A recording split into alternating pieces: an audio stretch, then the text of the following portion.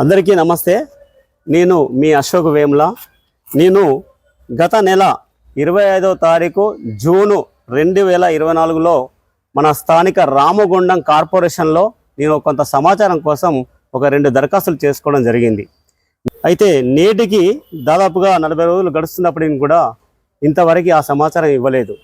నేను ఆ ఆఫీస్కి ఒక 3-4 సార్లు వెళ్ళడం, ఏ సమాచారం అయితే కావాలో ఆ సెక్షన్లలో నేను ఆ సంబంధించిన అధికారులను కూడా కలవడం జరిగింది.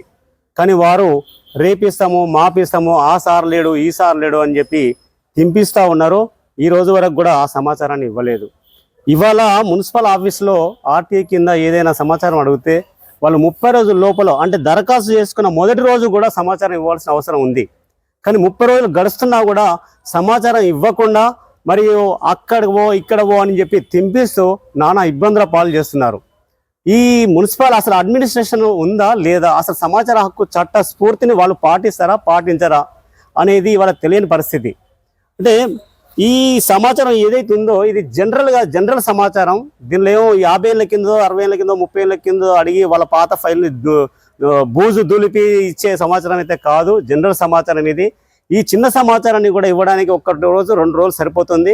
కానీ ఇప్పటికీ 40 రోజులు అవుతున్నా కూడా వాళ్ళు సమాచారం ఇచ్చే పరిస్థితి లేదు. ఈ విషయాన్ని నేను కమిషనర్ దృష్టికి కూడా తీసుకురావడం జరిగింది, మరి సంబంధించిన అధికారుల దృష్టికి కూడా తీసుకురావడం జరిగింది.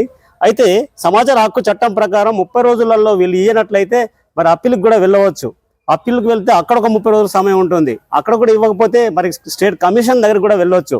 ఇలా వెళ్ళడము, స్టేట్ కమిషన్ దగ్గరికి వెళ్ళడం అంటే నేను వెళ్ళాలి, ప్లస్ ఆ అధికారులు సహాయ సమాచార అధికారి మరియు అప్డేట్ అధికారి వీళ్ళందరూ కూడా అక్కడికి రావాల్సి వస్తుంది.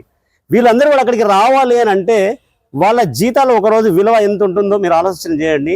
తర్వాత వాళ్ళు అక్కడికి రావాలంటే వాళ్ళకు వాహన ఖర్చులు, పెట్రోల్ ఖర్చులు, ఆ రోజు ఈ స్టేషన్లో చేయవలసిన పనులు వాళ్ళు డుమ్మ కొట్టి మరి అక్కడికి హైదరాబాద్కి రావాల్సి ఉంటుంది. ఇదంతా కూడా ప్రజాధనాన్ని దుర్వినియోగం చేయడం అవుతుంది. అంటే ఎవరైతే సమాచారం కావాలని అప్లికెంట్ కోరుతున్నాడో అతనికి ఇక్కడే ఇచ్చే పరిస్థితి ఉండంగా ఇక్కడ ఇవ్వకుండా మరి కమిషనరేట్ దాకా పోతే కానీ ఇచ్చే పరిస్థితి లేని పరిస్థితి ఉంటే, కమిషన్కి పోయేదాకా ఇచ్చే పరిస్థితి లేకపోయేది ఉంటే ఎంత నష్టం అనేది ఒకసారి అంచనా వేయండి. ఇవాళ ప్రజలు అనేటోళ్ళు వాళ్ళకి వెళ్ళకున్నా ఈ సంస్థ వేస్తున్న ప్రతి పన్నును కట్టి జీవిస్తున్నారు.